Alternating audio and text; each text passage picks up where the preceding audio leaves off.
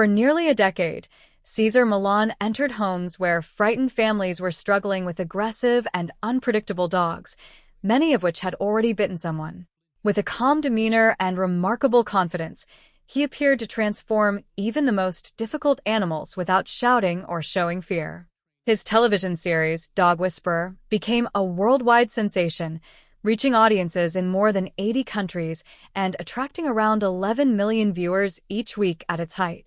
Yet despite that extraordinary success, the empire he built eventually unraveled under the pressure of lawsuits, criticism from animal welfare organizations, financial disputes behind the scenes, and personal struggles that viewers never saw. Long before fame arrived, Cesar Millan was a 21-year-old from Culiacan, Mexico, who crossed into the United States carrying only $100 given to him by his father. Inspired by television programs such as Lassie and Rin Tin Tin, he had dreamed since childhood of becoming the world's greatest dog trainer. Growing up on his grandfather's farm, he developed a natural connection with animals, noticing that dogs often responded to him differently than they did to others. Because his family could not afford veterinary school, he chose a riskier path, traveling to Hollywood to learn directly from top trainers working with celebrity animals. In December 1990, he left Mexico and headed north. His arrival in the United States was far from easy. He has described the border region as dangerous and filled with criminal activity, but he crossed anyway. Reaching California with almost no English skills and very little money, he briefly experienced homelessness in San Diego. He even slept in a dog kennel after convincing its owners to hire him. While working various jobs involving dogs, he eventually moved to Los Angeles and built a successful dog walking and grooming business. A feature about him in the Los Angeles Times brought him to the attention of wealthy clients and celebrities. One of the most important relationships of his career began when Jada Pinkett Smith observed him working with a dog. Believing strongly in his potential, she encouraged him to learn English and arranged for a tutor. Millan later credited her support as a major factor in his success. In 2004, MPH Entertainment developed a television concept around his work with dogs, and Dog Whisperer with Cesar Millan debuted on National Geographic. Initially, the show received little promotion and modest attention.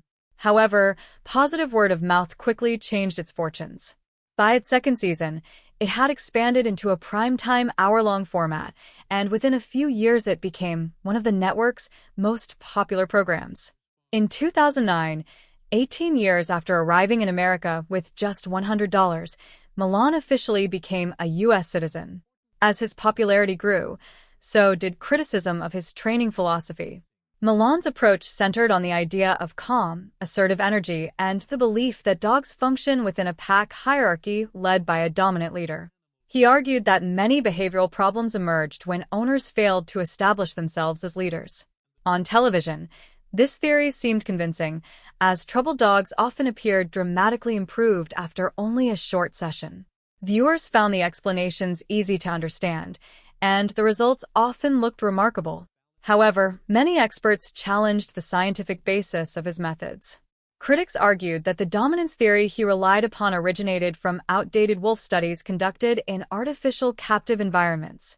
Later research on wolves in the wild suggested that packs function more like family units led by parents rather than through aggressive dominance battles. Animal behavior specialists, veterinarians, and organizations such as the American Humane Association and the American Veterinary Society of Animal Behavior publicly criticized the show, claiming its techniques were outdated and potentially harmful.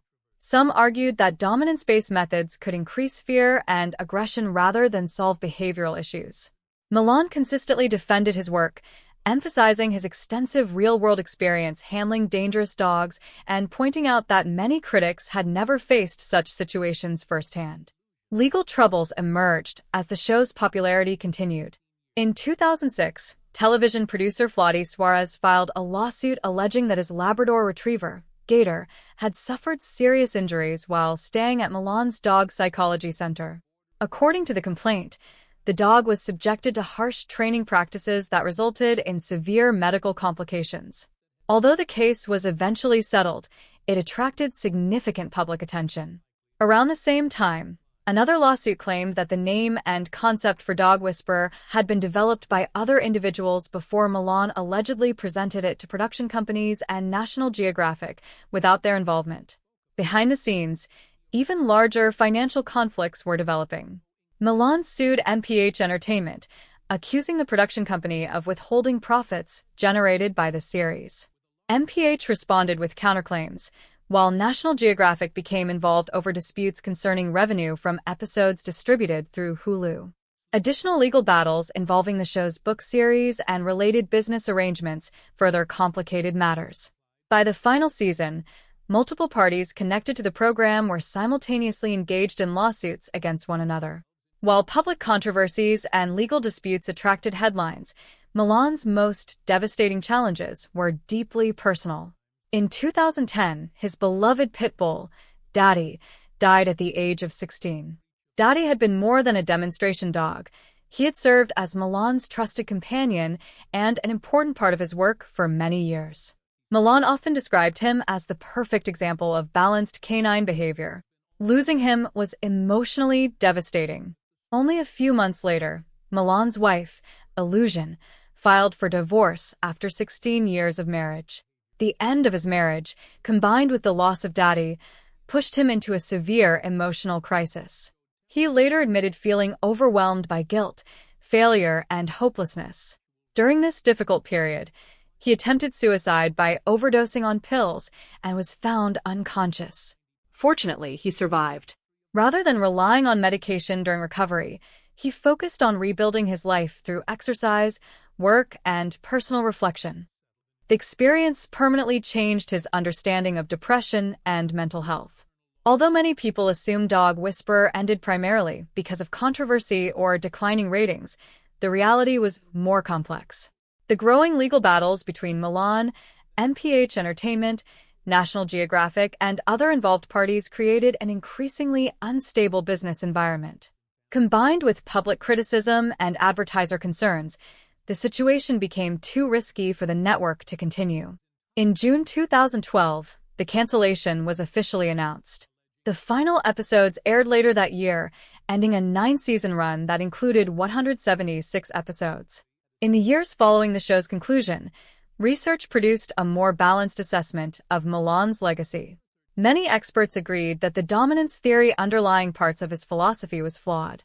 At the same time, some dogs treated by Millan experienced genuine long-term improvement, while others appeared to benefit only temporarily or experienced negative side effects from aversive methods.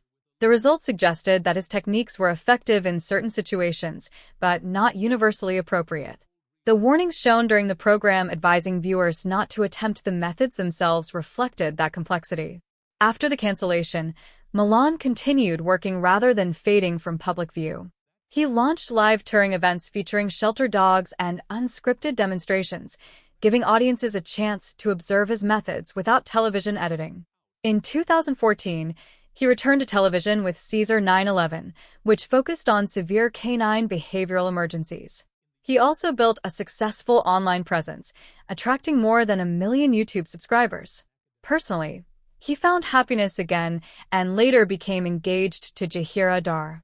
Perhaps the most surprising development came in 2021 when National Geographic welcomed him back with a new series, Better Human, Better Dog.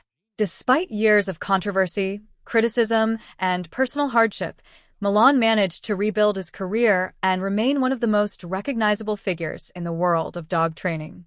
The story of Dog Whisperer is ultimately not just about success or failure, but about ambition, resilience, controversy, and a man who refused to disappear after everything seemed to fall apart.